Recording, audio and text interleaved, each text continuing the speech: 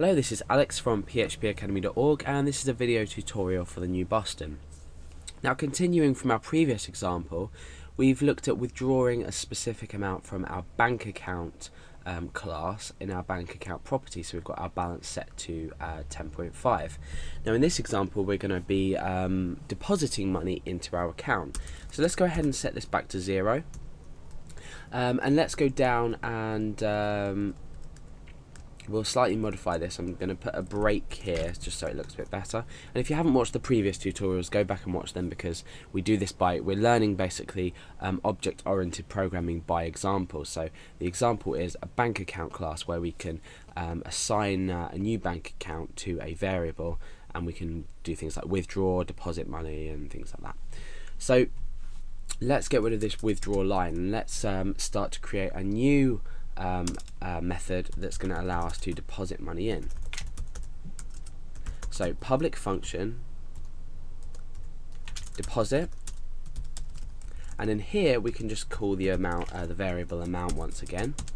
Now there's no real limit we need to check on this, because you know the person's free to deposit as much money as they want into their bank account generally.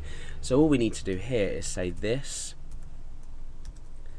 balance, remember, and then we need to say equals this balance plus amount. So we're starting balance out with 0, so our balance is 0. With this deposit method, we're taking in an amount with an argument here, and we're adding it to our current balance. So let's go down and check that this works. So we're displaying our balance here, and we are updating our balance in here. So again, we use Alex, and then we say deposit, and we can deposit an amount. So I'm going to deposit, let's say, £1,000 into my bank account. So I'm depositing 1,000, and then I'm displaying my balance. So let's get rid of this line first of all and see what we're left with. So balance 0. So now let's come into our code and uncomment this. So now we're depositing £1,000, and our balance now changes to 1,000. So now what happens if we want to deposit £1,000 and then we want to say withdraw 200 and something? So we can say withdraw 245, for example.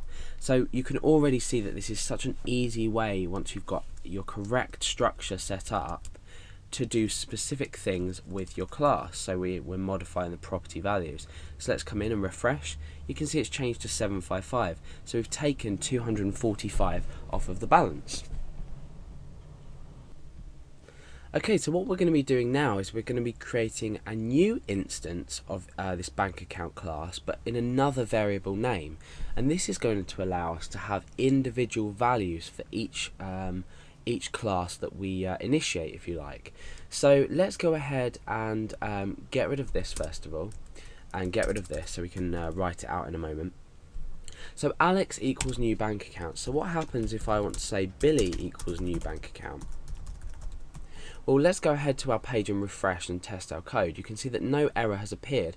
So what we're essentially allowed to do is set two different variables with using the same class. So we're using the same values, but for two different. Well, we're using two different classes for two different users, and this allows us to have unique property values for each time we initiate it. So Alex will have his own balance and Billy will have his own balance. So let's go ahead and test this out. So I'm going to say Alex deposit, and we're going to deposit, say, £100 into our bank account. Now I'm going to say Billy deposit, and Billy might deposit, say, I don't know, £14 or £15 into his bank account. Now what we need to establish is whether these two values now change. We've only declared one balance up here, but because we're using two instances of this class, the values can be unique to each user. So hopefully that makes sense. If not, this next stage will demonstrate it. So let's go ahead and refresh and see if everything's okay. Yep, everything seems okay. So let's echo out Alex display balance. And remember, this is a method, so we are using our parentheses at the end. So let's echo out Alex display balance. Okay, so balance 100. So I've deposited £100 into my bank account using this deposit method, and my balance is displayed as 100. So now what happens if we say Billy and change this? Well, you can see that the balance is only 15. So you can see that even though we've only got one class called bank account, we're able to use it for different users. So let's just echo out both, so we can see this. So now we're going to echo Billy display balance. So we've got two different balances, £100 and £15. This corresponds to Alex and Billy.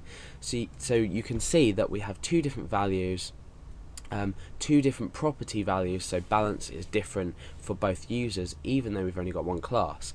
So you can really start to see how this can be useful in shortening the amount of code that you're going to have to write when you use object-oriented programming in PHP.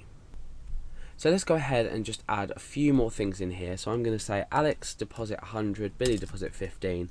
Now down here I'm going to say Alex withdraw 150, which is not going to let us.